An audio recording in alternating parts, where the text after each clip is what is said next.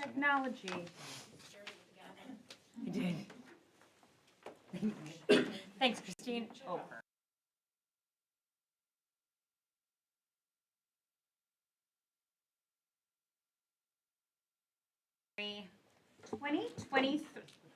23rd, 2025 is back in open session, and can I get a motion to?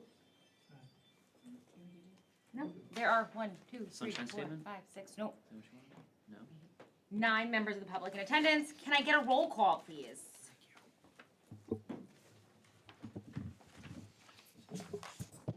Mr. Baldowski, Here. Dr. Bertolini, Present. Ms. Brown, Present. Mr. Alia, Present. Ms. Favelovich, Present. Mr. Santana, Ms. Yurman, Present. Mrs. Mahan. Present. We have a quorum.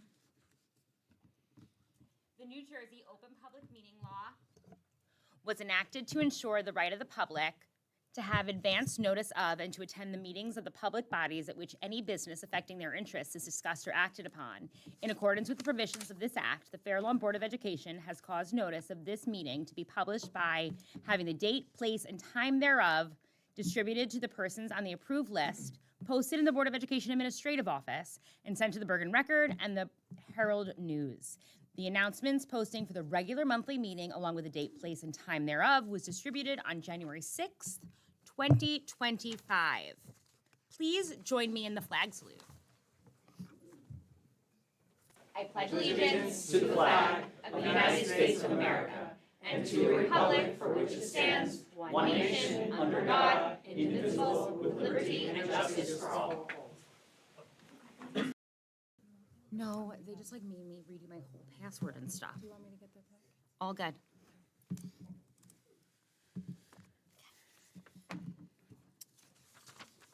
Good evening. Tonight we have Blaze from Memorial Middle School, Bhavya from TJ Middle School, and our student rep, Lindsay from Fairlawn High School. Bhavya and Blaze, the floor is yours. First, get ready for Super Showdown at Memorial Middle School. This February, we're swapping touchdowns for tins in our annual Super Bowl Challenge. It's a school-wide face-off where the only thing flying through the air are cans of soup. So grab your ladles, throw on your aprons, and let's tackle hunger together, because the real MVPs are the ones bringing cans to the table. All donations will be sent straight to the Fairlawn Food Pantry. Our thanks to the PTO at both schools for organizing various activities for students during the winter months. At TJ, the PTO has sponsored game and dance nights for grade 5 and 6, as well as a winter dance for grades 7 and 8. The Memorial PTO continues to host weekly Wednesday bake sales, always a favorite among hungry middle school students, a pasta dinner for families to gather, and a movie night. Drama is in the air at the middle schools. And no, we are not talking about your typical middle school drama. We are talking about Drama Club. Both schools are busy preparing for upcoming performances, and we hope you are able to join us. This year, the TJ Drama Club will be presenting Finding Nemo. Our performance dates will be Friday, February 28 at 7 p.m. and Saturday, March 1st at 2 p.m. In addition, we will be hosting performances for 1st and 4th graders from Milnes, Radburn, and Warren Point. Any board members interested in attending are asked to contact the TJ office for complimentary tickets. This year, Memorial is presenting Mean Girls Junior. Evening performance dates are March 7th and 8th. And tradition continues as we once again invite 4th grade students from Forest, Lincrest, and Westmoreland, along with members of the community from the Fairlawn Senior Center, Fairlawn of all ages, and veterans to join us on March 5th for matinee performance. As always, board members and district leaders are encouraged to contact Memorial's main office for complimentary tickets for any of the performances. Each year, TJ's Physical Education and Health Department organizes a volleyball tournament, TJ Cares, for students and faculty in February, and teams are invited to donate a selected charity as part of their entry. This year, we are pleased to share that in partnership with the TJ PTO, we will be continuing our support of pediatric cancer care with donations to charities selected by each of the 4 families at our school that have been impacted by this disease. Starting last week and continuing throughout the months of January and February, students and staff at Memorial honor the remarkable legacy of Dr. Martin Luther King Jr. In addition to inspirational morning announcements, students and staff contributed to our annual Dream Towers project by writing their own dreams on clouds. These aspirations will be proudly displayed on the towers located in the main hallway right outside the auditorium. On January 17, 2022, former TJ student Peter Tisco died of complications from sarcoma. In his memory, Peter's parents have dedicated themselves to helping other families who find themselves caring for a child with cancer through the Peter Tisco Foundation. In the spirit of giving, Mr. and Mrs. Tisco have also organized what has become an annual blood drive, which will take place this Saturday, January 25th, in the TJ Gymnasium. Our thanks to the Board of Education for their continued support of this event. Extra, extra, read all about it. Hot off the press, Memorial's newspaper, the Falcon News, is celebrating Fairlawn's 100-year anniversary with this special edition. The newspaper club, led by Miss Anzaldo, asked me to deliver these VIP copies to you. We hope you enjoy.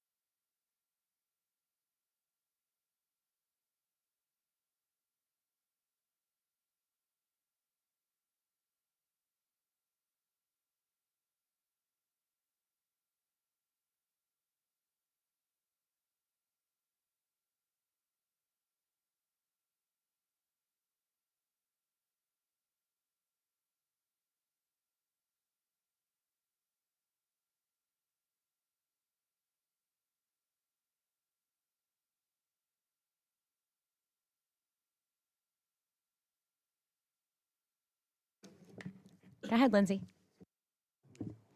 Happy New Year, everybody. I am thrilled to share updates about Fairlawn High School, but first, I'd like to extend a warm welcome to all our new board members. We're very excited to be working closely with you this upcoming year. Now for the current events at the high school. This week, we had a Winter Spirit Week, which was filled with fun themes like Wicked Wednesday and Blizzard Bestie Day, which was our fun winter twist to our regular Twin Day. We've also been hosting the Class Council Food Drive, which has been an incredible effort to support the Fairlawn Food Pantry. Students brought items like prepackaged food and toiletries to their homeroom classes, which in turn entered them into a raffle to win a free bagel breakfast.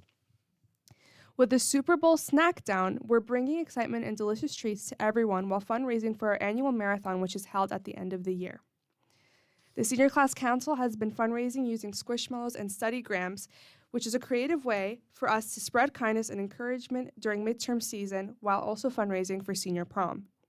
Speaking of our class dances, the juniors are working with their prom committees to prepare for junior prom, while underclassmen are also fundraising and planning decorations for their own dances. This week, the Interact Club is selling carnations now through February 5th for Valentine's Day, and students are also diligently preparing for midterm exams that are happening next week. National Honor Society is also going to be hosting their annual volleyball tournament to celebrate the end of midterms next Thursday. So overall, our clubs have been very active, planning events, taking trips, and getting ready for competition seasons. As always, if you'd like to support any of our club's fundraisers, check the calendar on the Fairlawn High School website for regular updates. Thank you for your time. Thank you, guys. We're happy to have you stay and listen. However, if you guys have homework or sports practices or anything else to do, you are also welcome to excuse yourself. Thank you guys so much for your time.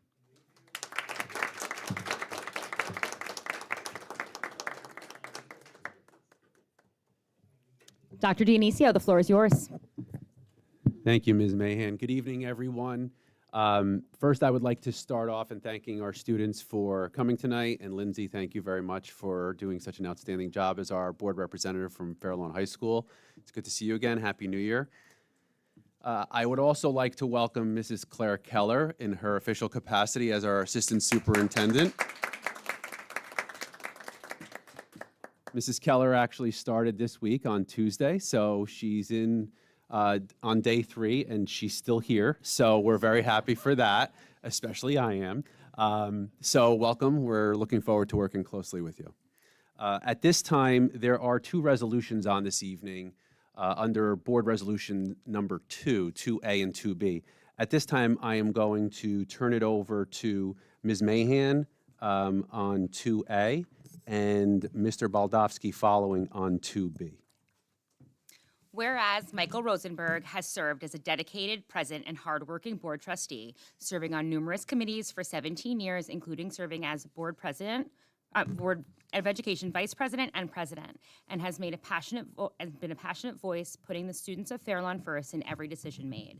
And whereas Mr. Rosenberg has been committed to the students of Fairlawn School District to empower them to receive the best possible education, participating and attending any and all events possible to celebrate our students' accomplishments. And whereas Mr. Rosenberg has worked closely with school administrators and has been an active member for the continuing excellence of Fairlawn schools. Now, therefore, it be resolved that it is with great gratitude that we thank Mr. Rosenberg for his 17 years of service as a board trustee and wish him much success in the future. And be it further resolved that this resolution be entered into the minutes of the Fairlawn Board of Education as a permanent record of this historic achievement, that a copy of this resolution be presented to Mr. Rosenberg in recognition of his dedication and commitment.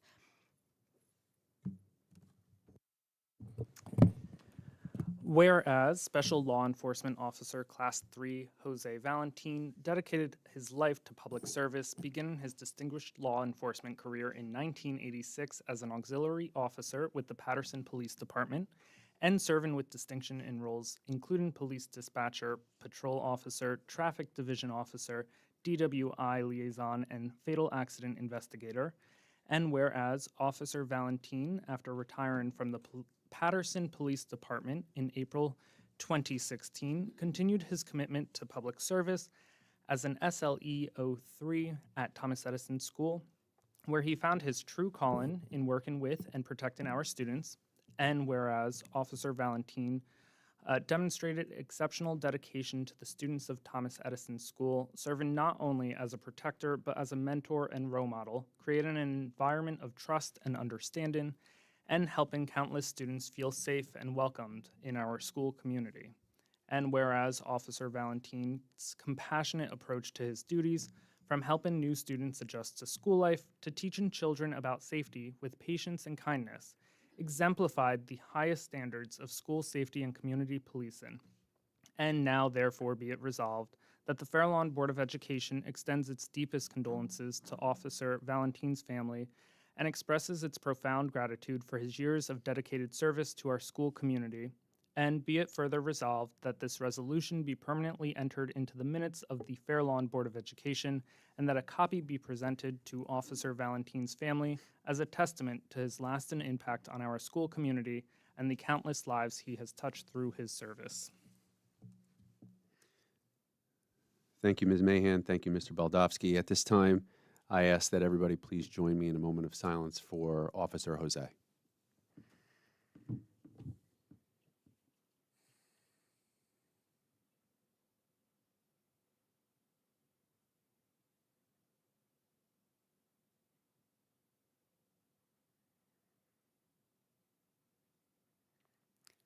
Thank you.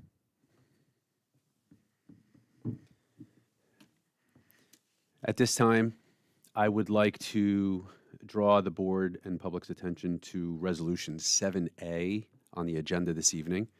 I would like to recognize a number of staff members within the Fairlawn Public Schools who are retiring after many years of dedicated service. Susan Murray of Memorial Middle School, our school library media specialist, after 19 years, will be retiring June 30th, 2025 at the end of this school year. Tracy Teal at Warren Point, teacher of elementary school for 22 years. Jane Spitzfadden, Warren Point, paraprofessional after 24 years. And Kimberly Lynn, Fairlawn High School guidance secretary after 10 years. So we thank them for their tremendous dedicated service. As you can see, almost 100 years of service there amongst those staff members. And we thank them for everything and wish them well in the next chapter of their lives. Shout out, thank you, Ms. Brown, for sharing such wonderful highlights and photos of the girls' fencing team. Had a tremendous accomplishment most recently. Big congratulations to them. Girls' fencing team nabbed their first ever foil championship at the 44th Santelli tournament this past weekend, or last weekend actually, at Drew University. They were actually noted on NJ.com on the win. Assistant coach Shannon Carrier says, "We fenced tough in the first session, and once the second session started, the girls told me they were tired. My messaging was to dig deep, work hard, and when you are tired, and as much as this is an individual sport, they couldn't have done it without each other. Way to go, Fairlawn." So, round of applause for a wonderful accomplishment.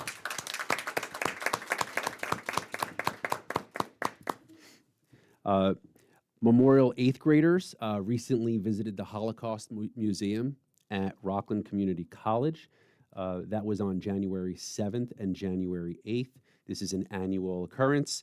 According to Derek Kuja, who is our supervisor of humanities, social studies, fine arts, and elementary, who went on the trip. It was an absolutely enriching, wonderful, and rewarding experience for our students, a wonderful opportunity for them to learn. We thank our PTAs who actually help support this initiative as well in offsetting some of those costs. And TJ Middle School will actually be going to the same museum again in March as well this year. So wonderful trip, and we're looking forward to all of the work that the high school is going to be doing. Holocaust Remembrance Day is coming up actually next week. There are a number of events that are going to be scheduled that actually will go into the beginning of February. And I know that the high school is also planning events for April as well, as far as bringing in speakers to work with our students. And our students in the Jewish Student Union are spearheading that initiative with Mr. Kuja, Mr. Gorski, and the rest of the administrative team. And then last but not least, on the superintendent's report this evening, everyone saw yesterday that I had sent out an email to the community around traffic safety. As you all know, probably by this point, we had an unfortunate event, and it was our crossing guard, devoted crossing guard over at Forest Elementary School, who was hit in a car accident where he was injured. They are not life-threatening injuries, but he was injured around 8:30 yesterday morning on the corner of Hopper and Arnold. He did have to go to the hospital. We thank our police and Fairlawn Volunteer Corps who responded within minutes. They were there immediately and did a tremendous job of stabilizing and taking care of the situation and supporting his needs. We wish him a speedy recovery, and we can't wait for him to return when he is well and willing. We checked up on him today, and things are improving, so we are just very fortunate, but also grateful for everyone who helped out in that situation. This is a stark reminder for everyone to be very, very careful around our schools. We are seeing an incredible amount of increase in traffic, especially the past few weeks. That is typical because of it's being driven by how cold it's been. So we have a lot more traffic. We do recognize that at times parents get frustrated because with the extra volume, as we all know, Fairlawn and other neighboring communities were not built for this amount of vehicular traffic. They were walking communities. But lo and behold, we're here and everybody is converging around the same time. So what we're asking everyone to do, and there will be another email message that goes out from the district and from our schools, is just a reminder for everybody to give themselves extra time, for everyone to just pace themselves and just be extremely cautious around the schools. Early in the morning, there is glare from where the sun is hitting. There's also glare because there's snow on the ground. So there are a lot of factors. We also encourage and remind everybody to please, please, please stay off your cell phones when you're driving, especially around the schools, because it does cause some challenges, of course, because of the safety. So thank you to everyone for all of your support. I have been in communication with the Fairlawn Police Department, with the borough manager in regards to traffic around not only Forest, but all of our schools as well, to just continue to bring those recommendations back to the Pedestrian Safety Committee, the Traffic Safety Committee, to see what can be done to continue to enhance safety for our students, for our staff, and for the entire community. And that's all I have for the report tonight.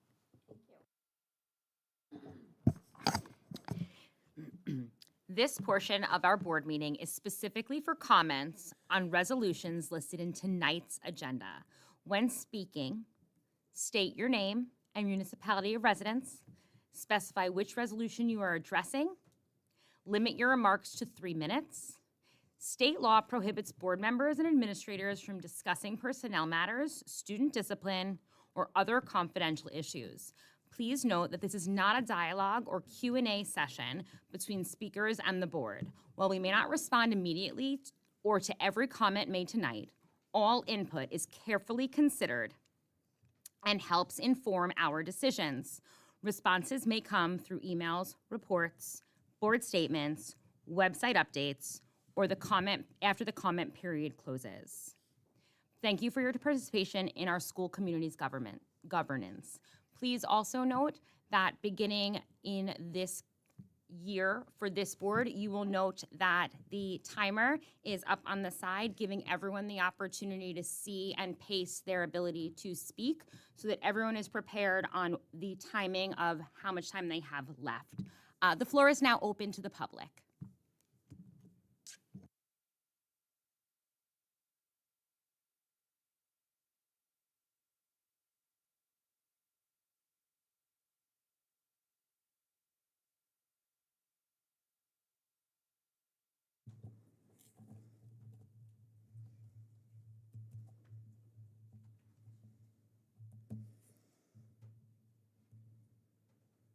Christine Weinstein, Fairlawn. I just wanted to thank Mr. Rosenberg for his time and service and all that he's done for families and students in our district for so many years, 17. He was a real strong advocate for special education, so I just wanted to publicly thank him for that. Also, thank you for recognizing Officer Jose. He was such a wonderful man, and he is going to be greatly missed. He's one of those people that just shined, and he was just wonderful, so helpful, and the kids just absolutely loved him. And it's funny how these officers, I remember when we were voting them in to have them in the schools and how everyone was very, at odds about it. And these officers are such a big part of our kids' lives and really special people. So I just want to thank them and thank you for recognizing him. Thanks. Thank you. Is there anything on the Google Doc? Yes, there are. There are several comments.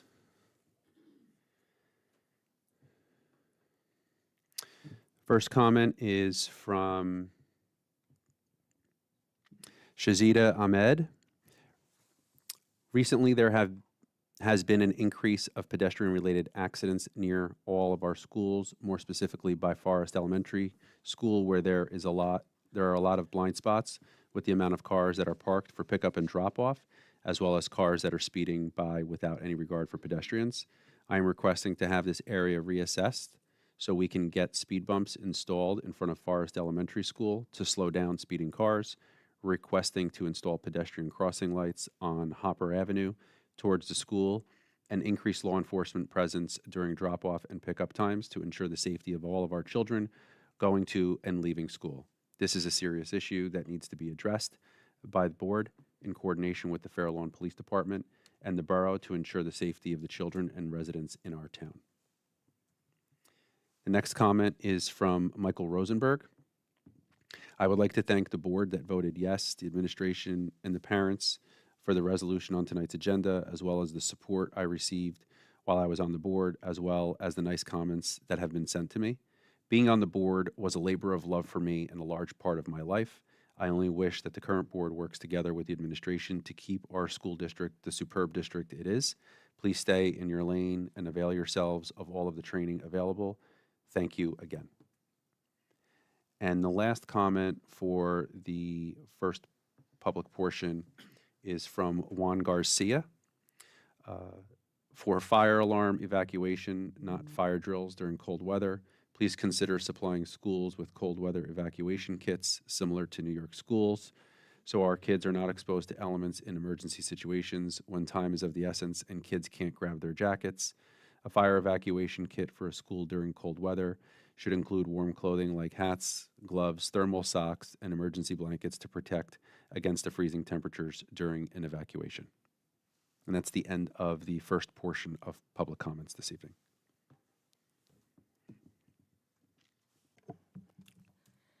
The floor is closed. I will now open the floor up to board comments on agenda items. Ms. Favalovich. So I noticed for the meetings, it was changed from March 10th and March 19th to March 13th and 18th. So March, I think 18th is a Tuesday. We never had a board meeting on a Tuesday. Can we change it to a Monday? Because we have Mondays and Thursdays. That's usually one our time. Why are we doing it on a Tuesday, a random night? And why did the dates change? Do you have any other questions? I'm happy to answer as soon as everybody's has their questions asked. The floor is closed. Dr. Dionisio.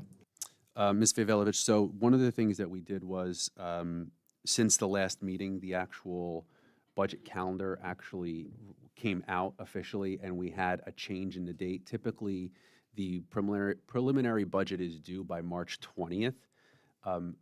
Because of an extenuating circumstance with a holiday that falls on that day, the due date to the county for the state approval for the preliminary is now due on the 19th, which is what drove us to have the meeting on Tuesday, the 18th. The board will probably recall one of the recommendations that I had made in consultation with Ms. Mancuso, our business administrator last year, was that in an effort to provide the board ample time to process the budget process, we have the preliminary presentation, I believe, is set for March 13th, and then the board vote on March 18th. Is that correct, Ms. Mancuso? And we have our small budget meetings in February. And the reason we do those on 2 separate nights is to not present the preliminary budget presentation to the board in one night, to take questions, and then to push through a board vote on very short time frame. And that's why we gave a few days in between. So that's why those adjustments have to be made. And that's the difficult thing. We recognize that. But the difficult thing is that the challenge, we're up against the deadlines from the state that are required. And we couldn't have the presentation on the 19th or the vote on the 19th because the deadline to the state would have already passed that day.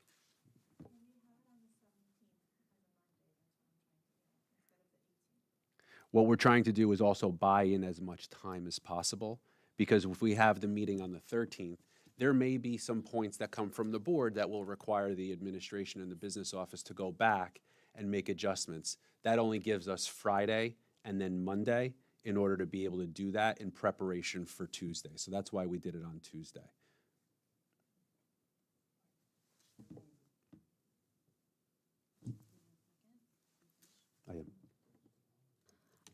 Is this question on agenda items, or is it in reference to this discussion?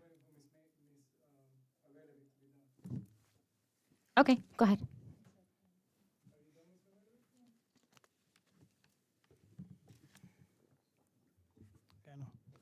On 1J, I would like to ask if the district requested extra attention to Hopper Avenue from the Patterson Police, and can we request if the council can intervene with a traffic study around Forest? It's a very short street. There's only, as far as I know, there's only one crossing. There was only one crossing guard, and I feel for the safety of our children, and I would like for us to send a formal communication to the council and the borough manager, so they can intervene. I'm sure the superintendent has communicated extensively with the borough manager and the police department, but I would like to put something in writing to express our serious concern for the safety of our children. For 2A, I would like to thank Mr. Rosenberg for the many years of service to our community and our children. Although I have disagreed with him a few times, I never doubted, not once, his commitment to our children. So I wish him good health and happiness for many years to come. 2B, I would like to express my deepest condolences to the Mr. Valentin's family. For 5A as an apple, I'm voting yes on the reorganization meeting minutes for January 2nd only. I'm abstaining for the executive session and the regular meeting on December 19th. For 7A, I would like to congratulate the educators on their retirement. Thank you for the many years of service to our children, and I wish you a healthy and happy retirement. 7B, I'm abstaining. 8A, I am thankful for the district sending the teachers for professional development, especially to address anti-bullying, English language learners, early learning, and special needs. I look forward for this to translate to higher student achievement in our schools. 9I, I'm abstaining. 11B, I appreciate the superintendent's detailed response to my question. I am glad that the district is seeing a strong interest in the community for the summer camps from the parents. This is good to hear. 12A, I would like to thank the other organizations for the generous donations, especially our PTAs and PTOs. 12I and 12J, I'm abstaining. Thank you. Thank you. Anyone else? Okay. Dr. Bertolini.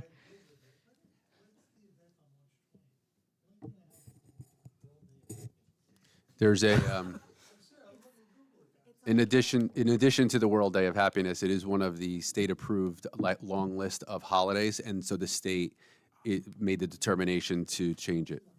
I can pull it up. As in cigarettes. This is just trying to keep it as a public school forum here. I just let my computers down again. I hate this thing. Dr. Berlin, are you finished? Okay. I think he's finished. Ms. Nevelovich. The residency hearing, the vote, what are, I'm going to read it in, and that will be 4D. So we are going to, once, 4D. I wrote it down. I apologize. Ms. Mancuso is right. I am going to have everyone vote on 7A through C.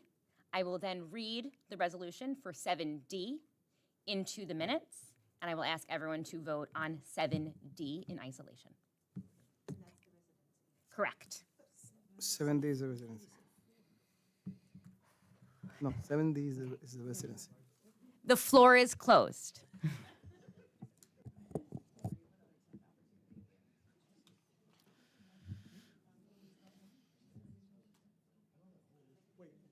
it's 70, it's not 40. It's 70. Ms. Mayhem, did you say 4D? 7D. She said Sorry, I said 4 first, but I was incorrect. It is 7D. I will be reading 7A through C. I thought I heard. Yeah.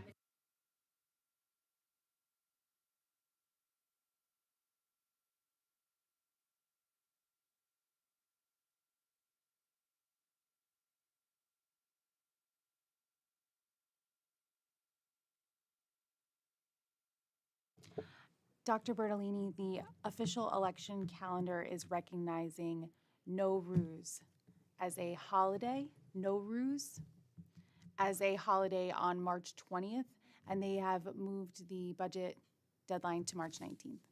It means new day, so.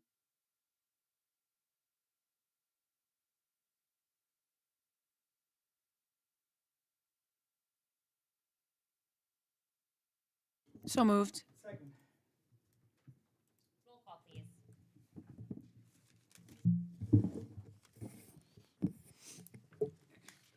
Mr. Baldowski, Yes. Dr. Bertolini, Yes. Ms. Brown, Yes. Mr. Alia, Yes. Ms. Favolovich, No on 7B? I'm sorry, too. Yes. Sorry, I Thank thought you. 7. Mr. Santana? Yes. Ms. Yurman? Yes. Mrs. Mahan? Yes. Motion passes. Can I get a motion for 4A? So moved. Roll call, please. Mr. Baldowski? Yes. Dr. Bertolini? Yes. Ms. Brown? Yes. Mr. Aaliyah? Yes. Ms. Favolovich? Yes. Mr. Santana? Yes. Ms. Yurman? Yes. Mrs. Mahan? Yes. Motion passes. Can I get a motion for 5A? So moved.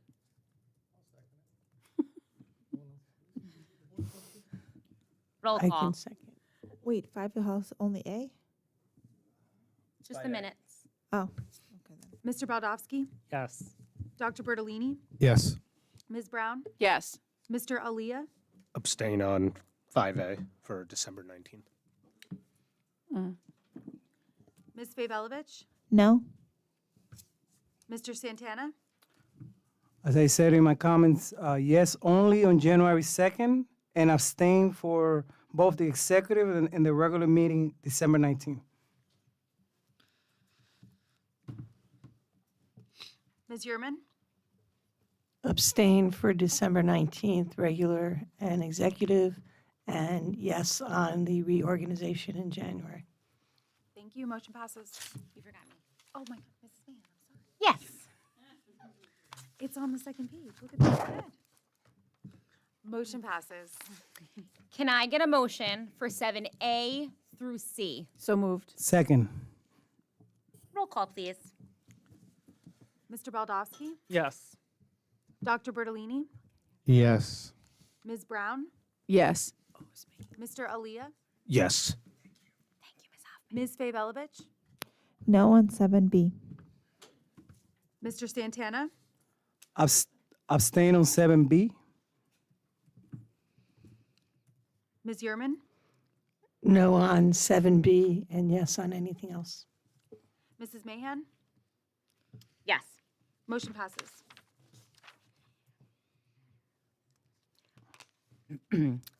Seven D, resolved by the Board of Education, after review and consideration of all relevant information, including an opportunity to be heard by the board, and the board determines that the residency case R012024 does not properly resident in Fairlawn from October 24th through to including the present date, and authorizes the removal of R012024 immediately. Can I get a motion? So moved. Second. Roll call, please. Mr. Baldowski? Yes. Dr. Bertolini? No. Ms. Brown? Yes. Mr. Aaliyah? Yes. Ms. Favolovich? Abstain. Mr. Santana? Yes. Ms. Yurman? No. Mrs. Mahan? Yes. Motion passes. Can I get a motion for 8A through D? So moved. Second. Roll call, please. Mr. Baldowski? Yes. Dr. Bertolini? Yes. Ms. Brown? Wait. Okay, abstain on 8A 15, yes on everything else, right? Mhm. Okay. Mr. Aaliyah? Yes. Ms. Favolovich? Yes. Mr. Santana? Yes. Ms. Yurman? Yes. Mrs. Mahan? Yes, abstain on 8A15. Motion passes.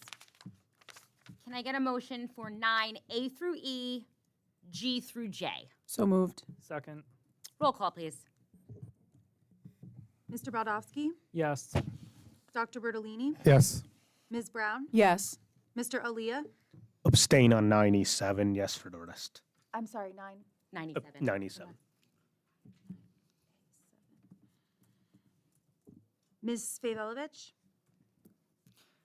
Yes. Mr. Santana? Abstain on 9I. Yes on everything else. Thank you. Ms. Yurman? Yes. Mrs. Mahan? Yes. Motion passes. Can I get a motion for 10A? So moved. Mr. Baldowski? Yes. Roll call. Dr. Bertolini? For me. If this is roll call, yes. Ms. Brown? Yes. Mr. Alia? Yes.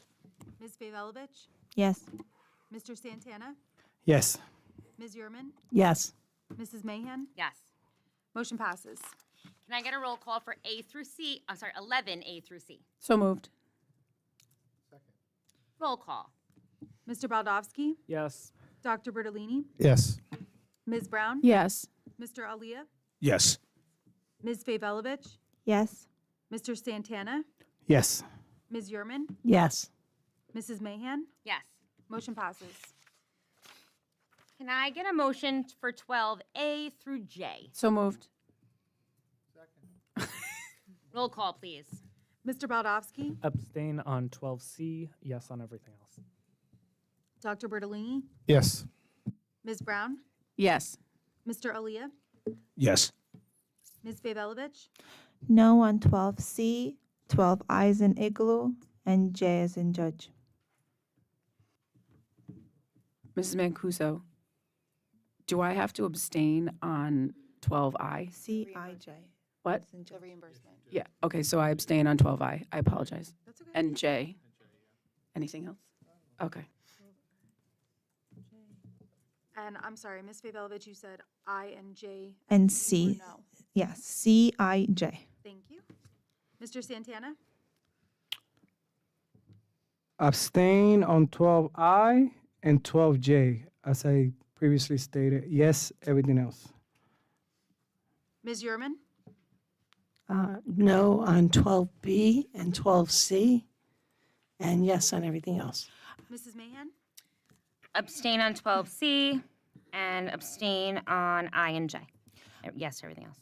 I just want to clarify, I voted no for 12C and then I and J abstain, right? I just want to make sure I did that correct. Okay. Just making sure. What is 12C? Maybe Anthony should. That's correct. I don't think he knows. Motion passes. Can I get a motion for 13A? So moved. Roll call, please. Mr. Baldovsky? Yes. Dr. Bertolini? Yes. Ms. Brown? Yes. Mr. Alia? Yes. Ms. Pavlovich? No. Mr. Santana? Yes. Ms. Yurman? No. Mrs. Mahan? Yes. Motion passes.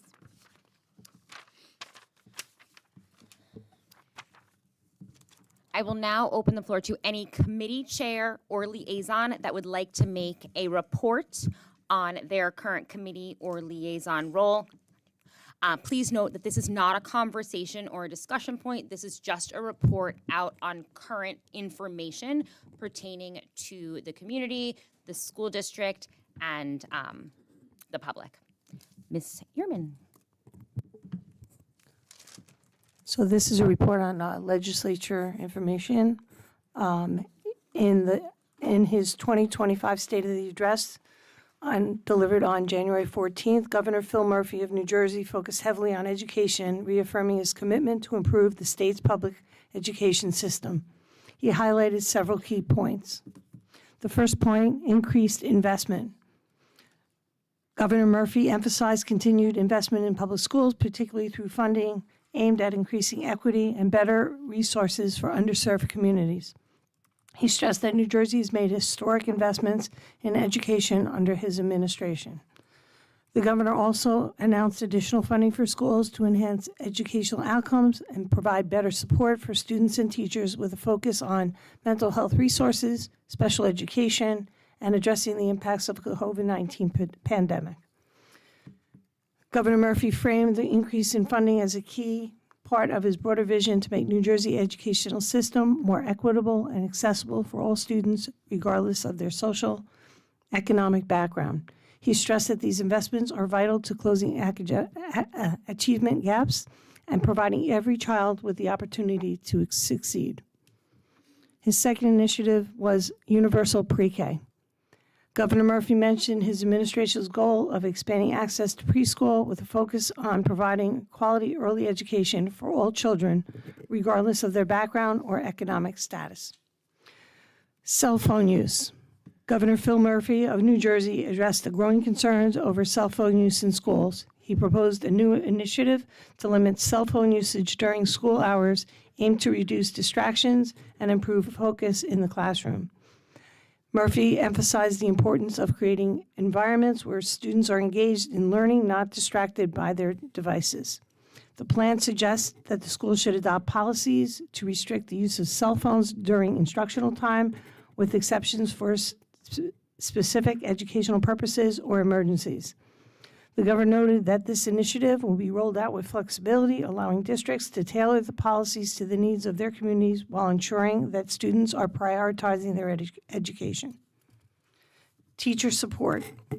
He praised the work of teachers and proposed additional support to retain educators, including enhancing compensation, professional development, and mental health resources.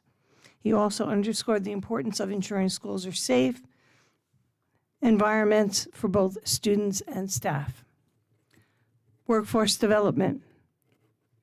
Governor Murphy highlighted the need for educational pathways that align more closely with the demands of the modern workforce, including expanding access to the vocational training and community colleges. Higher education accessibility. The governor reiterated his commitment to making higher education more accessible and affordable for all New Jersey residents, including through initiatives like free community college for certain students. Overall, Governor Murphy painted a picture of an educational system that is striving for inclusivity, equity, and long-term growth while addressing the needs of students, educators, and the broader community. Murphy's final statement on education reflected a vision of inclusion and opportunity for all students, regardless of background. He expressed confidence that continued investments and reforms would ensure that every child in New Jersey, whether from an urban, suburban, or rural area, would have the tools they need to succeed academically and thrive in a changing world. Governor Murphy closed by reiterating his administration's belief that the education is the foundation for New Jersey's future and that the state would not rest until all students have access to high-quality, equitable education opportunities that empower them to reach their fullest potential. Thank you. Thank you. Are there any other committee chairs that have specific reports on their committee or liaison? The Dr. Bertolini? Education Committee, yes. Please. Thank you, Mrs. Mahan. I do have a list of committee agenda items. We just reestablished with the new board the different committees. So I just want to review what other committee members in the Education Committee have given me to use for the next agenda. Okay, first of all, the investigation of four-year focused courses of study. It's feasible, the feasibility of it for a cohort of students with specific interests is one. A second one is posting the criteria for identifying gifted and talented students at each grade level. Point number 3, the consideration of a 9-period versus an 8-period school day at the high school. Fourth point, district-wide restrictions on wireless headphones. And then a fifth point, guidelines for watching movies, including an approved list. So those are 5 items that will be on the agenda, at least for now, and then hopefully if other committee members add anything. Thank you, Julie. Anyone else? It's not a report. I had just been appointed chair of the Shared Services Committee. So I would like to solicit from the board members topics that you would like the Shared Services Committee to consider.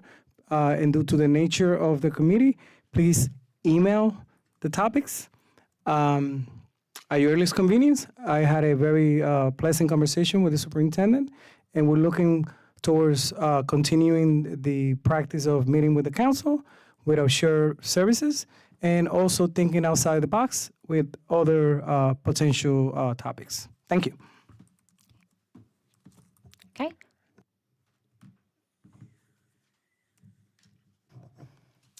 This portion of our board meeting is specifically for comments on any matter. When speaking, please state your name and municipality of residence. We need to take that out. Limit your remarks to 3 minutes. State law prohibits board members and administrators from discussing personnel matters, student discipline, or other confidential issues. Please note that this is not a dialogue or a Q&A session between speakers and the board. While we may not respond immediately or to every comment made tonight, all input is carefully considered and helps inform our decisions. Responses may come through emails, reports, board statements, website updates, or after the comment period closes. Thank you for your participation in our school community's governance. The floor is open for public comment on any business.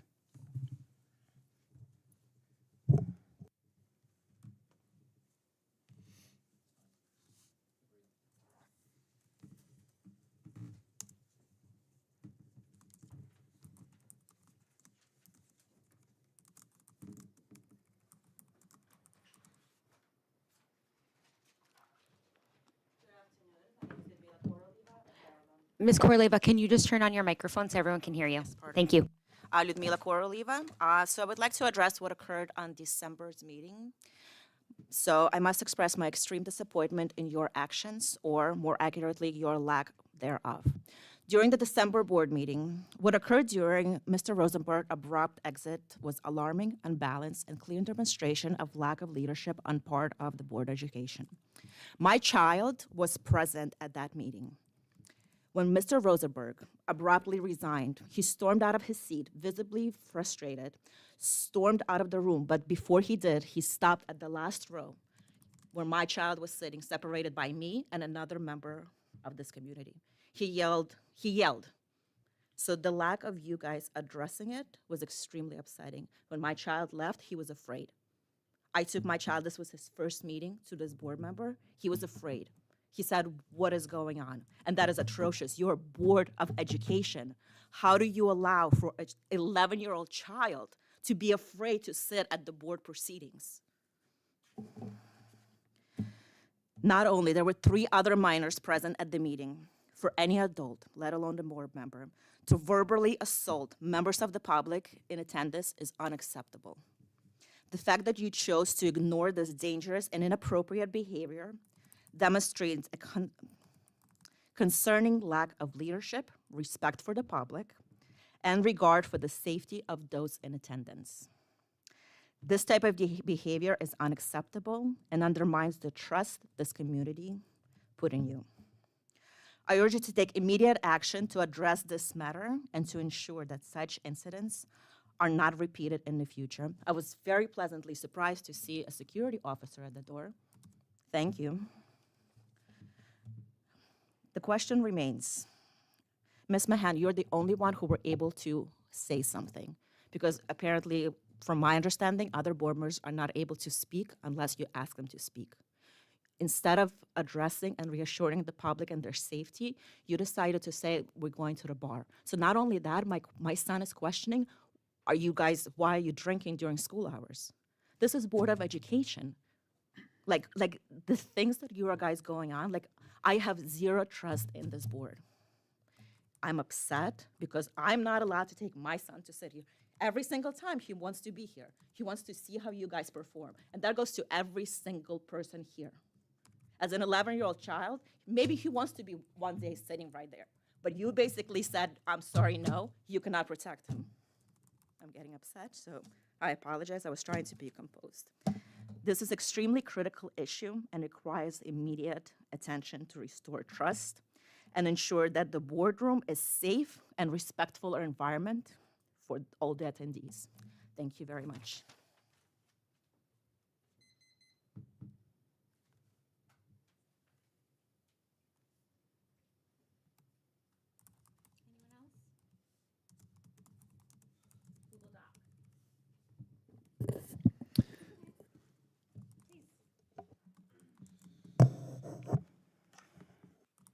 I feel like you can't even see me. Oh my God.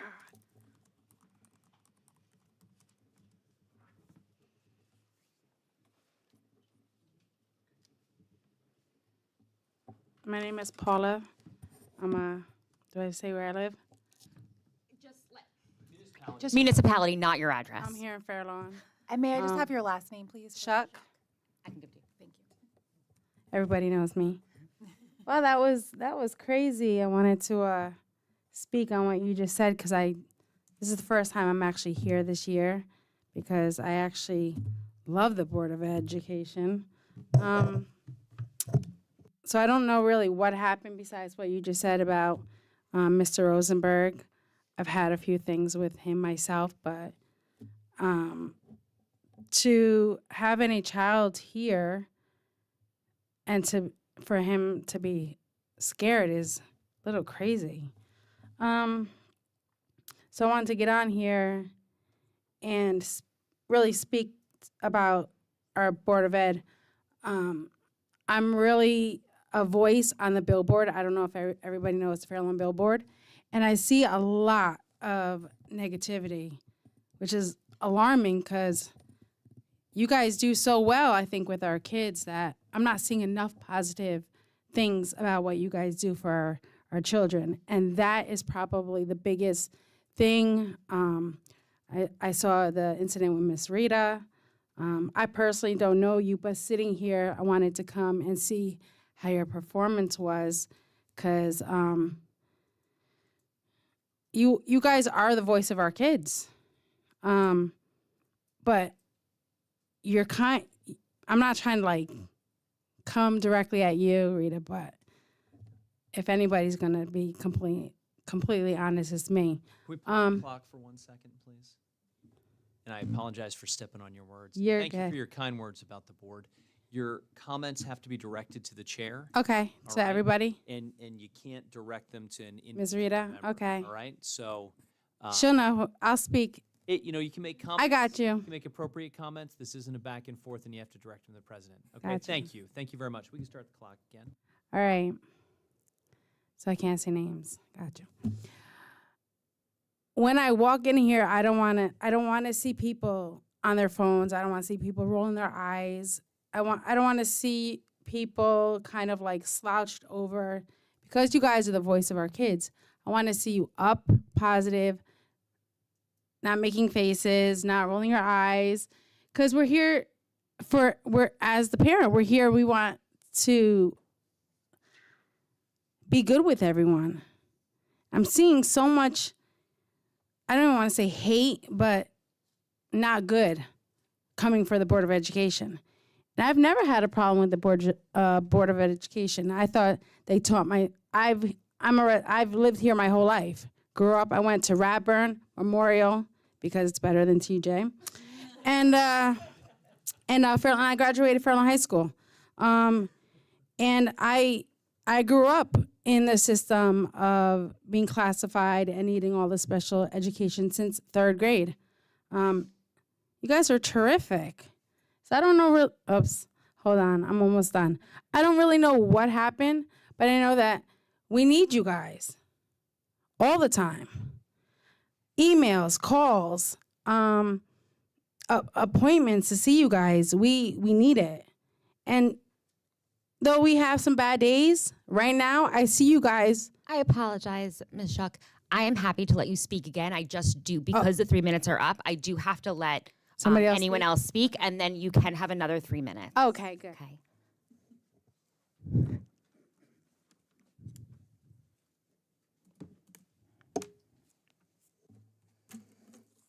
Do I have to sign in again? Ludmila Koroliva, Fairlawn. So I just wanted to I needed to come down just a little bit after that speech because it was extremely upsetting. I didn't come to the last meeting because I was still upset about how my child, that was his first meeting and it's probably his last meeting. So, but I just want to say, if I'm not able to rely on you guys as a Board of Education, how do you want me to expect to go to the principal and say, well, you know what, let's assume that there's a bullying. Let's assume there's something else.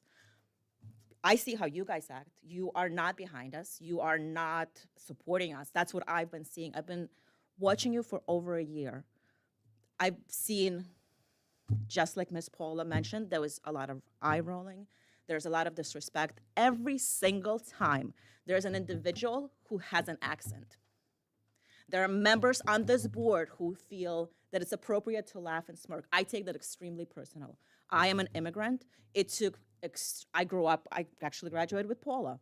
So it took me a very long time to speak the English that I speak right now. I know 5 other languages besides English. So it's extremely hard to speak English. So for anybody, especially a board member, a face of the board, to laugh, make smirks, or do anything with individuals who have accent is disrespectful on so many levels. It's beyond me. So currently, I cannot. It's not only me, there's other parents that do not have trust in you. They do not believe that you have our backs. They do not believe that you have the backs of our children. You are the Board of Education, guys. You have to have our backs. We rely on you. Majority of us voted some of you, most of you in. You won the race. You're sitting on the board. You have a job to do. I read, what your jobs are. Yes, there's limitations, but when there's atrocious behaviors from the board members, it's unacceptable. We're all adults. Our children are looking up to us. I don't know how many children are watching on here, but you have to understand it's recorded. They have access to this. So please, let's get together. And again, I grew up in this town, so I know what we can do, but it's not happening. Thank you.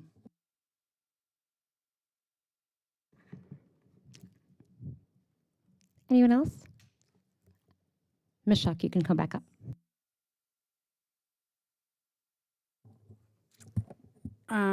Okay, so I saw the incident that happened. I don't think it was December, though. I'm not sure of the incident that happened last, when one of the board members got frustrated with what was it for? The newspaper, right? It was the newspaper that we were last talking about. And I saw somebody jump on, like, getting at, or I guess, annoyed or frustrated with one of the board members' questions. And I saw the video real quick. I did get on the billboard. I spoke to a few people about it because people were angry. And I think it's more sometimes the parents in the Board of Education. I think sometimes the parents get more carried away and make things a lot bigger than they are. But just remember to be kind. Just no one is better than anyone. Just because you guys sit there with rank doesn't mean that you guys have the right to speak to people a certain way, because you don't. I couldn't even imagine if somebody spoke to me or shut me off. Get a little violent, but no, just be kind. 'Cause you never know what that person's going through. You never know if it's their last day here with us. So, just try to be understanding. Everybody's frustrated. Everybody goes through their bad days. Especially as a military wife, I know them bad days. So my words are, just be kind, and I hope that things get better here. I have nothing bad to say about you guys. I think you're amazing. I'm sorry that incident happened with your son. I'm glad I wasn't here. But you guys, thanks for all you do. And I know that some of us are a little crazy and we get a little carried away, but you guys are pretty amazing. And you guys matter too. I don't care what anybody says. Your job is hard, just like everybody else's job. We got to take that into consideration. We're not any better than anyone else. We all, at the end of the day, we all bleed the same. Thanks. Anyone else? Okay. Google form. Yes, we have 2 comments, it appears. We have comment from Natalie Lembesis, who says, the Radburn PTA would like to extend a sincere thank you to Dr. Dionisio and Ms. Jean Brown for visiting our school and reading to some of our kindergarten, 1st, and 3rd grade classes during our readathon. It was a special experience for the students. The Radburn students collectively read over 186,000 minutes and raised more than $33,500. That deserves a round of applause, right?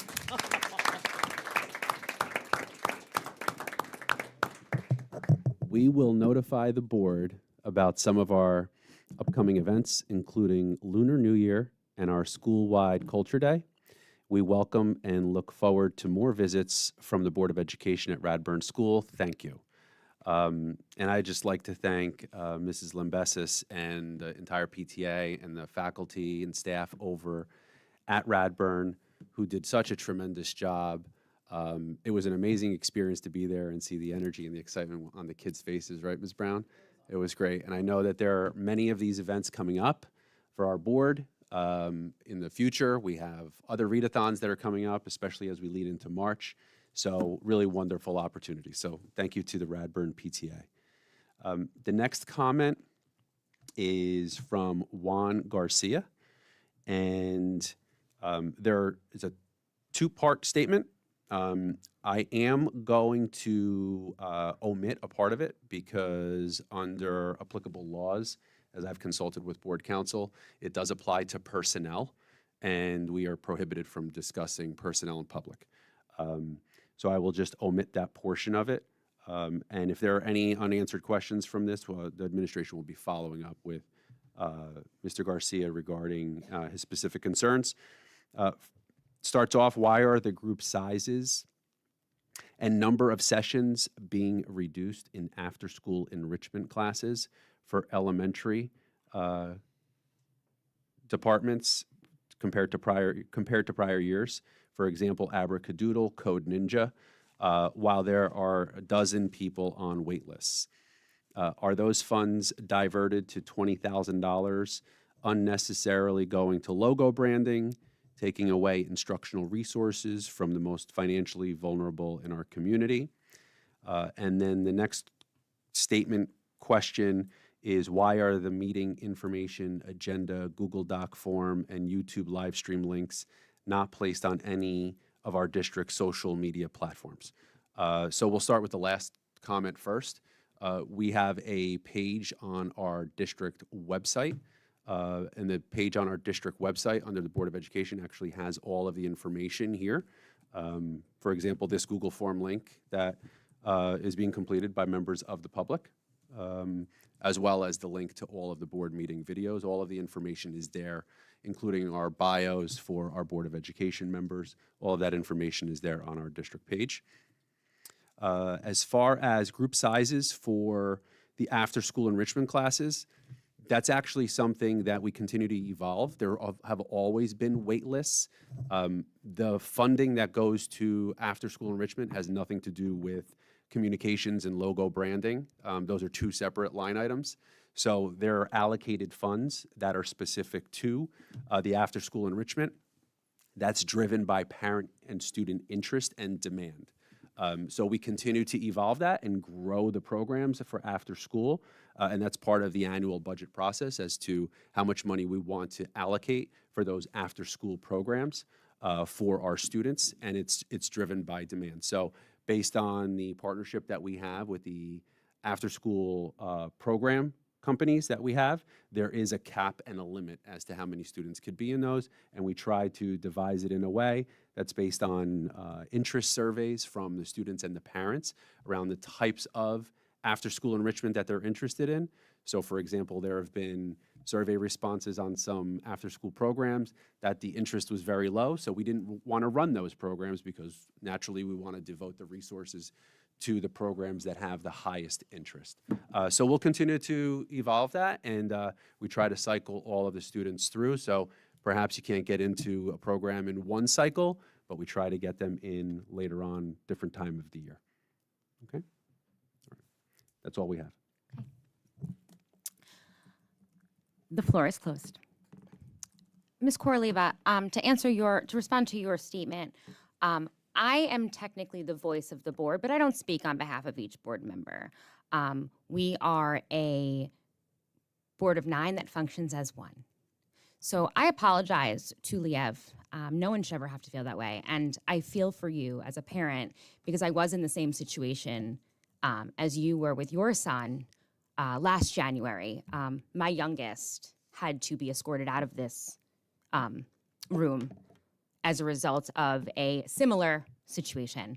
And at our last meeting, I wouldn't let my children come because I didn't want them to be exposed to that possibility again. And I will tell you that my 11-year-old tried to get a ride from a friend.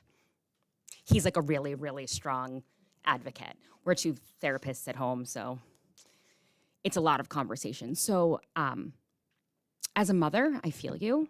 As a board leader, I can tell you that I am doing everything I possibly can in collaboration with Mr. Baldowski and the other board members to ensure that we are holding ourselves as models for not only our students, but our entire community. And as a mom, you are his greatest advocate. And I hope that, and I assume, just because I've seen you at meetings before, that you will continue to advocate on his behalf and support him in the best way you know how. And that's what we're going to continue to do. And as a board, we can all do our very best to ensure that we, as humans, treat people with respect. But I cannot control other adults. Truthfully, I can't even always control my 8 and 11-year-old. Sometimes they run the house. It is just life. But I can tell you that there are conversations that happen all the time behind closed doors and as a board and as individuals to ensure that we are doing absolutely everything we can to act as models and to always do better. So that's all I can give you at this time. Okay. Thank you for being here. Thank you for continuing to come. With that, I will open the floor to board member comments on any business. Ms. Favela. I always go to you first, I know. But I'm actually I'm gonna go to Ms. Brown because I saw her hand first. I got you next. All right, I have a lot to say in 3 minutes. So, all right. So I didn't do it before, but I wanted to thank Mr. Rosenberg for his service. And I felt like I was kind of stepping into his shoes this month because I went to a lot of events in town that I wanted to highlight. The Memorial Winter Concert, I wanted to congratulate Memorial for throwing an absolutely wonderful winter concert. My son is in 5th grade there, and he was singing in the chorus, and I think I have to sit in the back because I was cheering very loudly for him. So I apologize to the people in front of me for cheering. But the chorus did a great job. The orchestra did a great job. The brass ensemble did a great job. Everybody there was great. They looked so cute in their green shirts. So I just wanted to congratulate them. And I'm looking forward to becoming a member of the Fairlawn Music Foundation now that my son is in chorus. And I look forward to more events like that. I went to the high school boys basketball game in the beginning of the month, and it was a thrilling victory over another team whose name escapes me at the moment because I'm on a time crunch. But those boys are doing an excellent job during their season, and it's really been a pleasure to watch them. I wanted to thank Mrs. Lambassis. Sorry, Natalie. For inviting us to the Radburn Readathon. It was the highlight of my day, and I didn't eat lunch because that's the only time that I could fit over there. So I just wanted to say hi to Mrs. Kelly's kindergarten class, Miss Sacco's kindergarten class, and Miss Suero's kindergarten class. I'm sure you're all sleeping, but maybe your parents can show this to you later. I had the best time reading to you guys, and I can't wait to go to more of your events. Radburn sent me a list of events for the rest of the year that I'll share with you guys too. My 8th grade son was one of the 8th graders at Memorial who went to the Holocaust Museum, and I wasn't there, but it was so moving to have him come home and share all of those things that he learned. There was a family member of a Holocaust survivor there, and he and his friends spent the majority of their time sitting and asking questions and learning. And he came home and we had a lengthy conversation, which was wonderful because he's 14 and he never talks. So it was very illuminating. We found books to read. We're doing our own research. We're hoping this summer to go to the Holocaust Museum down to Washington, D.C. So I appreciated that.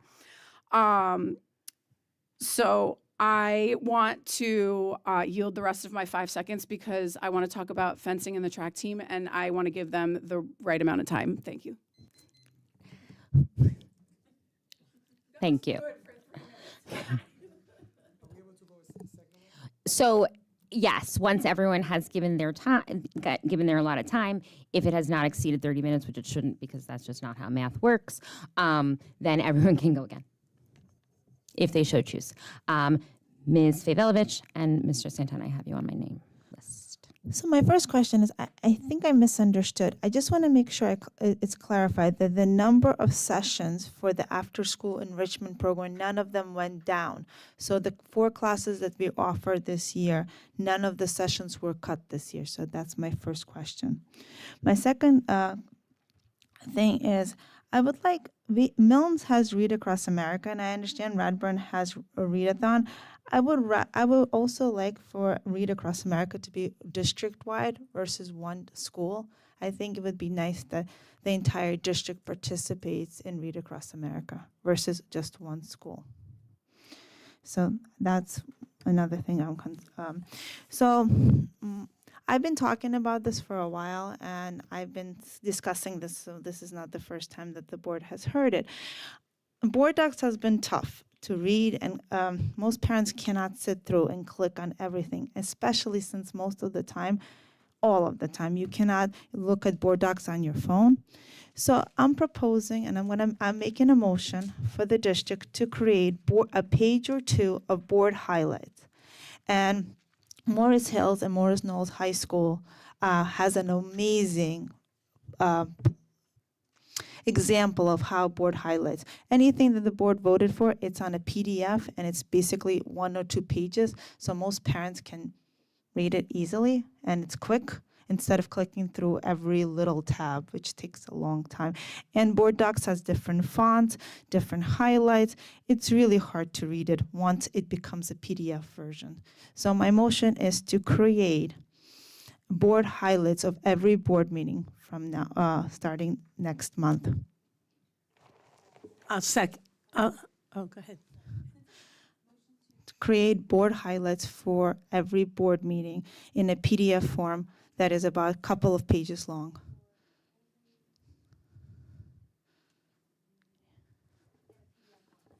In a PDF form, so it's easy for parents to look on their phones. It's easier to accessible for everyone.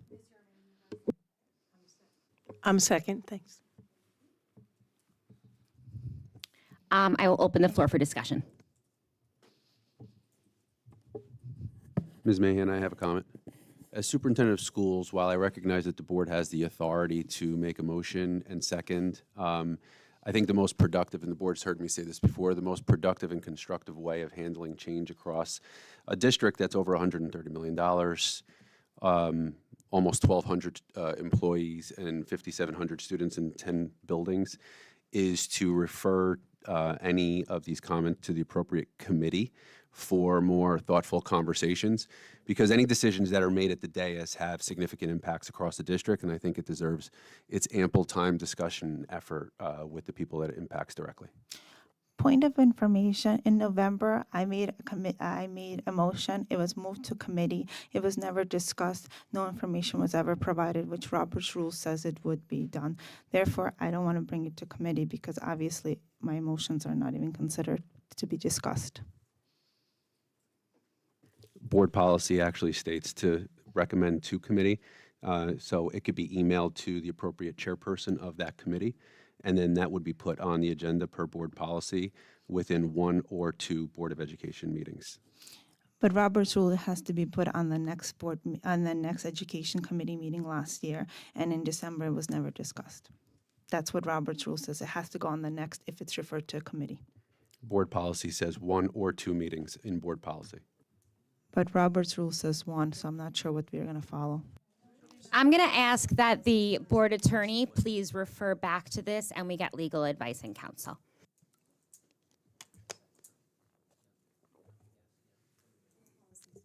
I say now, can you discern for us I would what be happy- supersedes board policy versus NJSBA? Yes. Our bylaws indicate that Robert's Rules picks up where our policies and regs leave off. So if, it's like a backboard. So if our policy addresses, as our superintendent's clarified, then our policy supersedes rules of the day. I believe the matter that you're referring to had to do with further conversation on the G&T issues, which I believe was sent to committee, and I believe that what was sent to committee was for further conversation if there was going to be any interest in further conversation. And I believe that, this is just memory, that at that follow-up meeting, it was clarified that there was no interest in that committee to further consider or review or talk about the proposed amendment.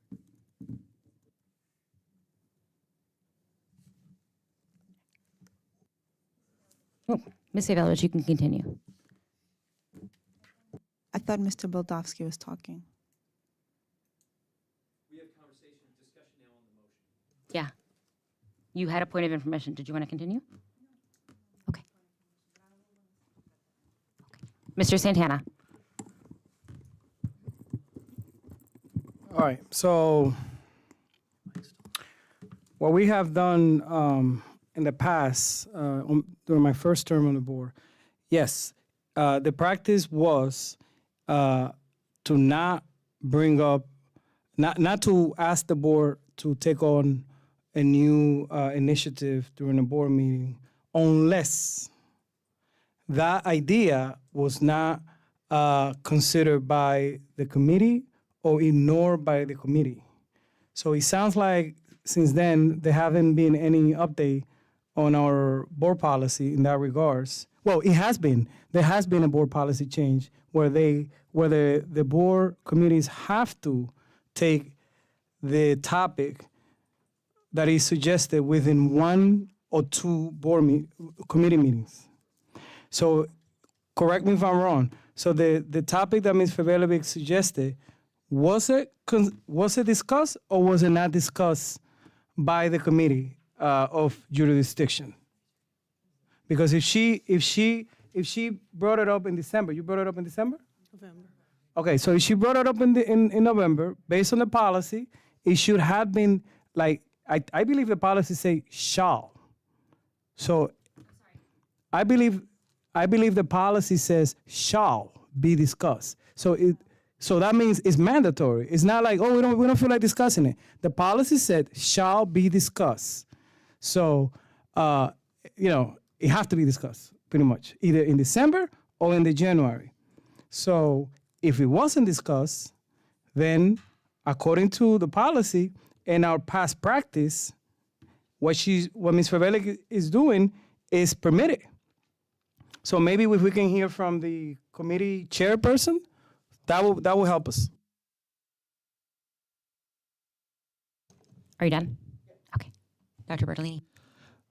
As most people know, we have not had a committee meeting in January yet because we have the new board and we have new committee members. However, the people that were in attendance in the December meeting determined not to continue the discussion in the December meeting. The people that were in attendance at the committee meeting.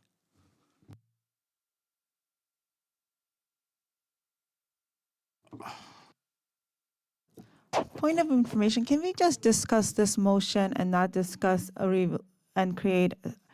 So This is something so simple. It's just a little highlights of all the amazing things that we're approving, all the anything that we're doing great, all the gifts. It's not supposed to be, it's something to advertise how amazing our district is. I just don't understand why is it such a big deal for everyone just attacking something that is so simple. It's just a page to 2 pages long. It's not like I'm asking everyone to do 1,000 pages of something. Does anybody have any specific opinions about the particular motion at hand? Ms. Brown. So I think that would be a great idea. However, I will always vote no to motions that are being brought to the table here because you're not giving me enough time to think and research on the best way to go about that. And we're also not the ones that create the agenda. Administration creates the agenda. So I would Point of information in collaboration with leadership. correct. So I would much prefer to have a more in-depth conversation about this in collaboration with administration.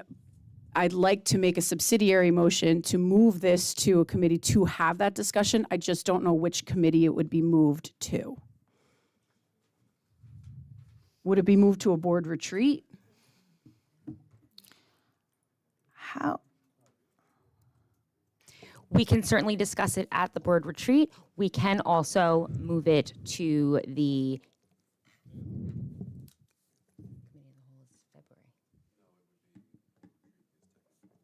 That's correct. However, we will be holding off until we're holding off on our dates for the board retreat until we seat a new trustee. So if you would like, you can email your request to the Education Small Committee Chair. Give me 1 second. Is there anyone who has not spoken yet that would like? Is there a subsidiary motion? Yes. And is it to move it to the small education committee? Yes. Is there a second on the subsidiary motion? Second. Motion and a second. We now have conversation on the subsidiary motion, which is to move the prior motion for consideration by the small education committee. Mr. Santana. Okay, so let's think rationally right now. So since there was no meeting, there was no committee meeting as stated by the chair in January, that means the clock is still running. So there's still another month for the proper committee to consider it. But let me remind you, fellow board members, the policy that we have says shall. It's not optional if you want to discuss it or not, unless it was already discussed, obviously, right? And it was turned down, but it has to be discussed. It's on the policy, shall. So if the committee doesn't like the idea or doesn't want to move forward, you just discuss that. We don't like the idea, we don't want to move forward. But to me, it sounds like that our own policy is not being followed, it's not being faithfully followed. Mr. Santana, if I may, I just would like to, at this point, just read the policy for everyone. Please. This portion of the policy specifically states that agenda items shall be decided upon by the chairperson in consultation with the superintendent. Should a board member, whether a member of the committee or not, wish for a topic to be brought for discussion at a committee meeting, they shall email the chairperson with the said request. The item will be put on a future agenda of one of the next 2 meetings of the committee. So what I would recommend, and this is my point from earlier, whether it's not on the substance of Ms. Favalovich's topic that she raises. It's as a matter of process for running an organization, is to recommend it to the appropriate committee or committees, if there is more than one that it is applicable to. So that way we can have thoughtful conversations and make strategic decisions in the appropriate setting. So my recommendation would be for the board to recommend it to the appropriate committee. That could be at a retreat, which is technically an advertised committee of the whole meeting. We typically have one of those. Last year, I believe we may have had it in February or March on a Saturday, based on all the board's availability.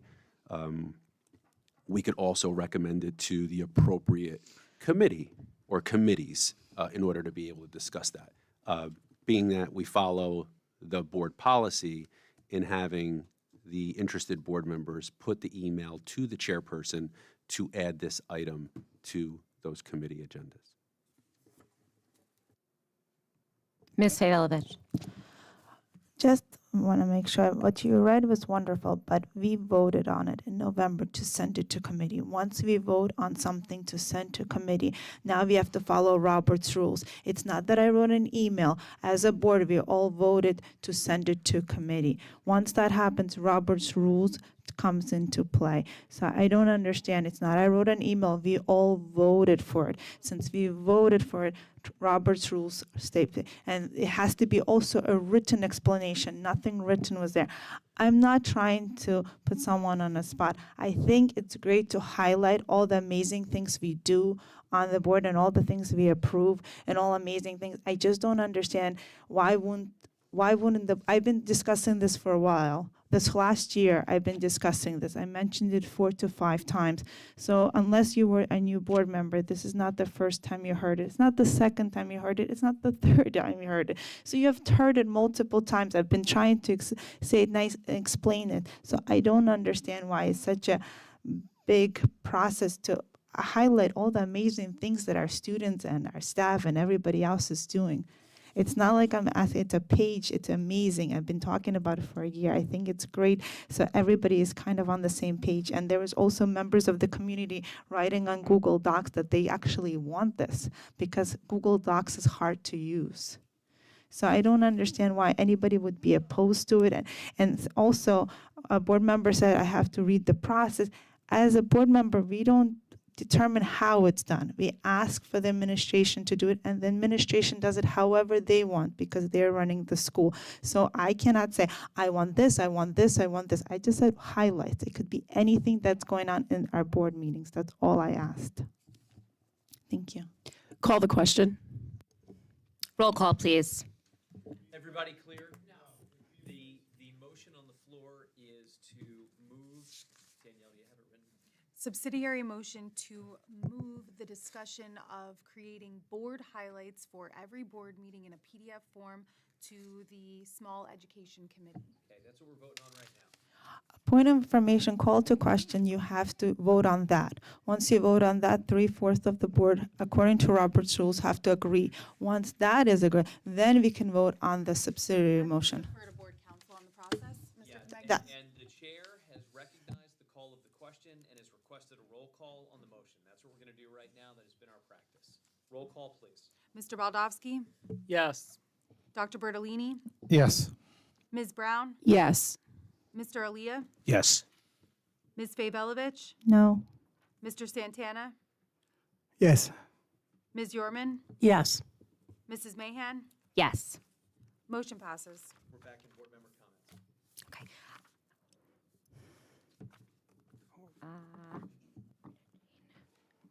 Ms. Fay-Belovich, were you done with your comments? Hold on one second. Give me 1 second. Do you recall the time? I only have one more question left. Okay. So I was appointed to Safe Routes to School as a liaison for the board. I think it's an amazing. I'm happy that I'm a liaison. So on January 8th, 2025, at 9:52 p.m., I wrote it to the leadership and the administration. I asked the question. Additionally, could you please provide the schedule for the meetings related to safe routes to schools? I'm wondering, when will I get the schedule so I can attend the meetings? I'll answer all your questions when you're done. That's all my question is. So we get that schedule from the chief, and as soon as we have that, Dr. Dionisio is in communication with him. I can email him myself as well, but typically they let us know when those meetings are. They are not determined by us. I understand, but I'm just wondering, when will I get it? That's all I'm asking. I never got a follow-up. We'll send it over as soon as we receive it. Bless you. Bless you.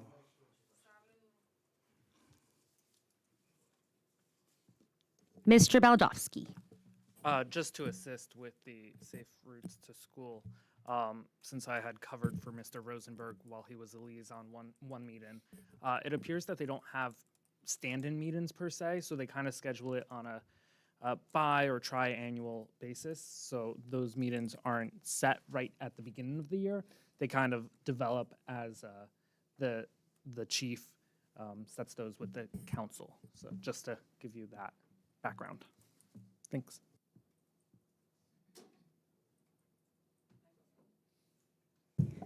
Before I let Ms. Brown go a second time, you'd like to go a second time as well? I haven't gone on first. Oh, I'm so sorry, Mr. Santana. Please go ahead. It's okay. Everybody makes mistakes. It's fine. Yes, I would like to know if it's okay with the superintendent if our board meetings can be advertised on the district's social media pages prior to the meetings. When the council has a meeting, they post it on the social media page, like 3-4 days before, and give a heads up, time and date, just something like that. It won't. I don't think it will take any time. I would like to. I don't know if it's already in the pipe, but I would like to ask the policy committee for the cell phone social media topic to be included in the next policy committee meeting. I know that the superintendent told me the district is making progress on that, but I would like that to be discussed at the next policy meeting. Ms. Mahan, since you are the chair. Also, I would like to offer the topic to the policy committee of creating a policy to address board vacancies as a result of a resignation. We do not have a board policy that addresses specifically resignations of board members, during their term, and I believe it will be a best practice for us as a board to address that. Also, I would like to another topic for the finance committee, Mr. Baldowski. I would like to, I don't know if this was already done last year. If it was, please disregard, to see if we can go out for shop around for bids for professionals, because we have, the contracts are annual, and to see if we are getting the best deals, and if not, what else is out there.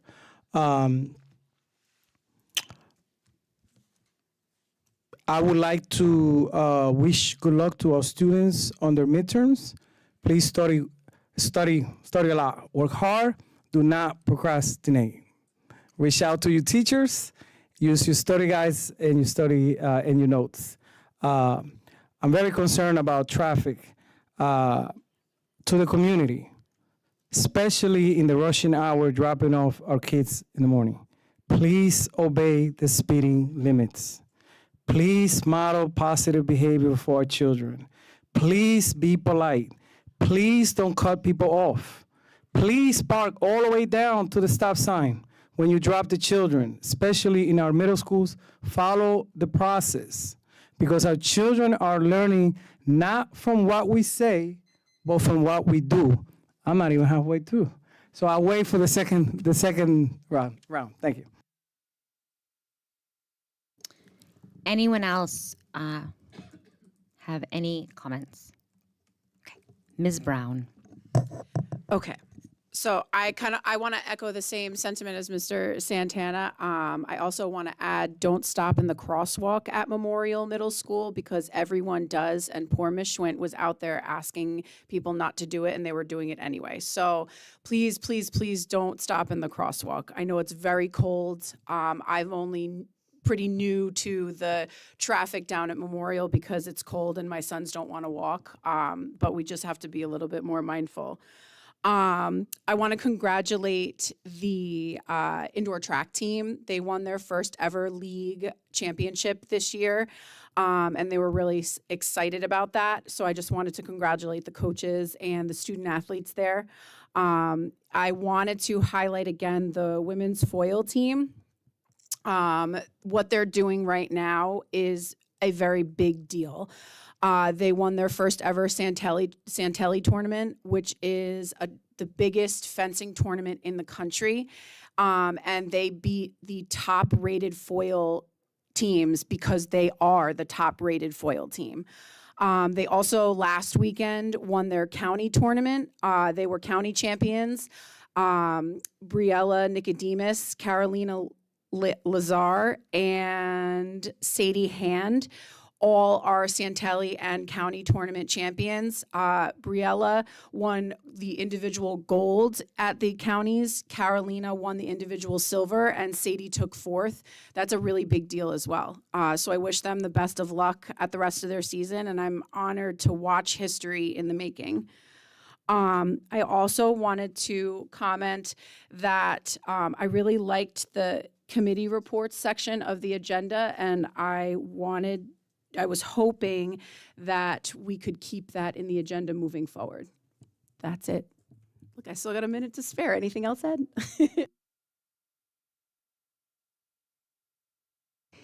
Does anybody have besides Ms. Yearman, she's going to go next, is there anyone else that would like to speak after I let Ms. Yearman, before I let Mr. Santana? Nope. But once Mr. Santana goes, we're going with seconds, and then we will be done. So does anyone else want to speak after Ms. Yearman? Okay. Ms. Yearman. So I agree with Ms. Brown about the committees, that we should leave that on there and be open for anybody to report out, because we are dedicated as chairs or liaisons to our committees. We had talked about cell phones, and I don't remember when, it doesn't matter when, and we had referred it to the Education Committee, and then we were going to refer it to the Finance Committee.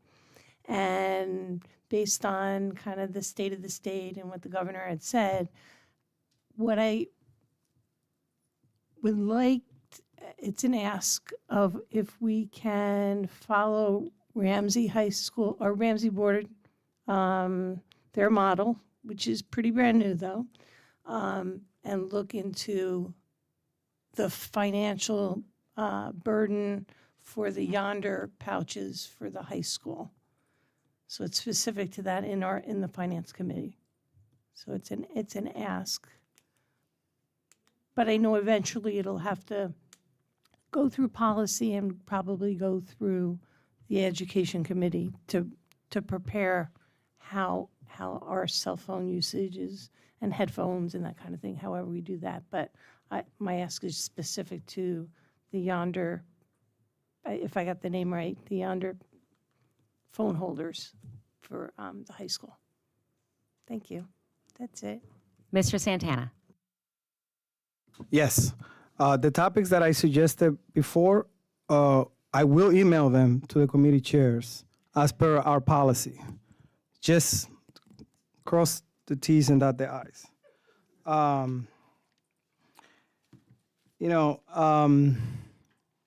Before I say something very serious,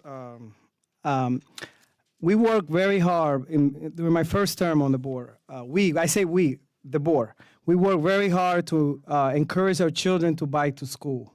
I remember one time making a comment about getting more racks, and one person in the meeting said, "Why is that a big deal?" Well, if we are encouraging children to bike to school, we need more racks for the bikes. Otherwise, it's going to be a safety hazard. And it has been a huge success. More children are biking to school. Obviously, because it's cold and it's the winter, they're not doing it now. But I encourage parents to please carpool. You don't have to drop the child off right at the door. Let them walk. Walking is healthy for you. I walk 20 minutes a day, and it has done miracles to me. Now, on the more serious note, I apologize, Ms. Mahan. I'm giving you another topic for the policy committee. And based on the feedback from the community members, and based on my experience as a board member, and based on what I have seen last year as a member of the public, watching the meetings, listening to the meetings, and being in person, I think we need to have a policy that addresses the conduct of board members during meetings. And it needs to be during closed meetings and during public meetings. Address our conduct to each other. Yes, we have to do that. And I'm willing to, I'm not adding more, I don't want to add more work to the to the chair, to you, Ms. Mahan, I'm willing to do, well, the district is supposed to do the research, but I'm willing to do some research also. And we need to have a board policy that addresses outbursts, accusations, and conduct that is not positive for our children. We are entitled to disagree, but no one should be yelling at each other, no one should be accused of anything, and no one should feel inferior or being picked on for whatever reason, you know? And the community here is telling us what we need to do, and we need to listen to the community. I was elected by the community, and I'm gonna listen to the community. I'm gonna put my head down, and I'm gonna listen to the community.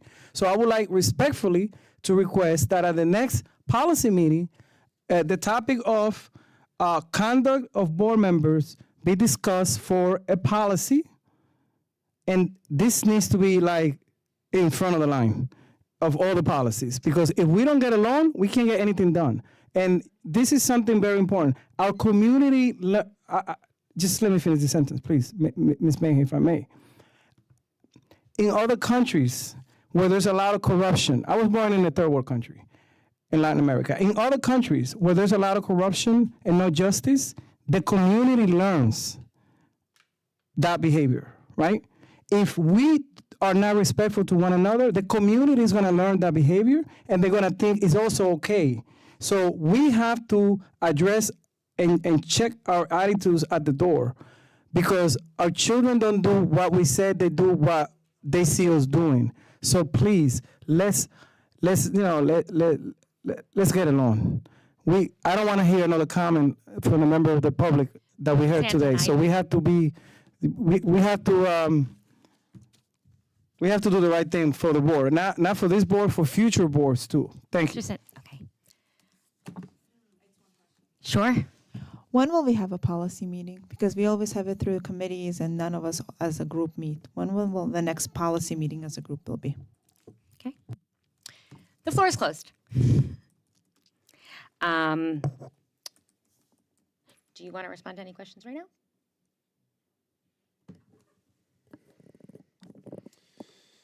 No, the only thing that I would say is in regards to, I would encourage any board member who has items to email those requests to the chairperson of the committees, the appropriate committees, for any of those specific items, so they could be managed accordingly. And then on the cell phone policy, that is something that we've been working on this year.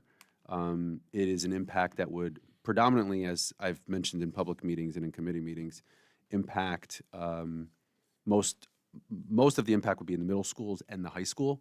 We don't really have much of an issue at the elementary schools. But we would need to manage, as we talked about, the finances and then what the recommendations are. And we were waiting at the time on the Strauss ESME update, which was the Policy Alert 234, which we just received a few weeks back. So that just recently came from Strauss on the electronic devices. So that's the next step, to now take a look at that revised policy, because our policy is over 10 years old. I believe it was 2011.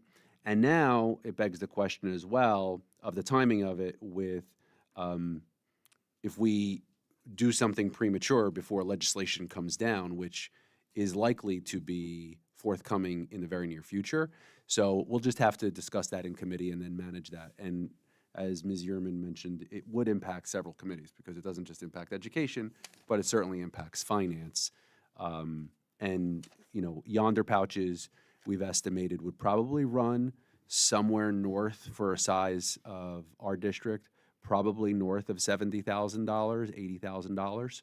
So there are other options. So there are ways to kind of look at this also from the fiscal side of things. But that's a good topic to continue to revisit now that we have some language from, or some commentary from the governor, and also an update from Strauss ESME. I am just going to ask that anyone who noted a topic to committee follow up in an email. For those of you who are watching me, I wrote 6 pages of notes tonight, and I do my best to send those emails out to board chairs and liaisons on their own. However, our policy does state that you guys do need to send that topic to the chairperson. I would encourage you, just as Mr. Baldowski and I always do, that you CC myself and Mr. Baldowski so that if you aren't getting a response in a timely fashion, that we can follow up with both you and the board chair. I do have it in my notes. However, if we're going to focus on, continuing to revamp and update our policies, that we follow the current policies until we have them updated. So please do your due diligence to send those emails so then we have the starting clock for your 1 to 2 meetings ahead. And although it wasn't actually a formal request, Ms. Yerman, if you could just shoot Ms. Mancuso an email, she does a great job, but just to get through, they do a lot during our meetings. And any other questions that were asked will be responded to in a timely fashion by either myself and or our administration once we review and have the information to provide. Darn it, I did it again. Just give me a moment. My computer keeps going away from the agenda. Okay, so our next meetings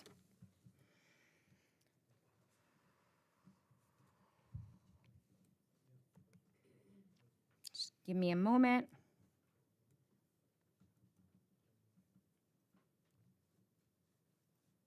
My apologies. Okay. Our next meetings will take place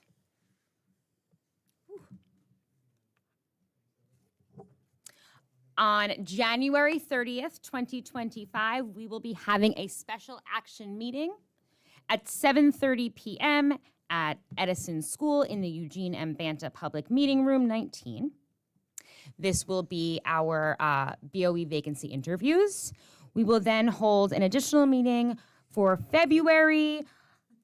It's our regular monthly meeting and our education of the whole meeting on February 27th, 2025. This will start at 7 p.m. Our education meeting of the whole will begin at 7. And then our regular monthly meeting will promptly begin at 8. Again, at the Eugene M. Banta Public Meeting Room, room 19 here at Edison School. We will then on March 13th, 2025, have our work session for our budget presentation at 7:30 p.m. at Edison School's Eugene M. Banta Public Meeting Room 19.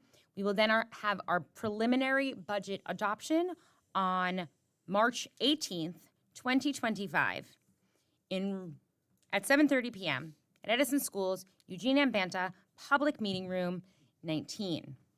Room 19. Can I get a motion to adjourn? So moved. Second. We are not, because we don't have a quorum. All in favor? Aye. Have a great night, guys.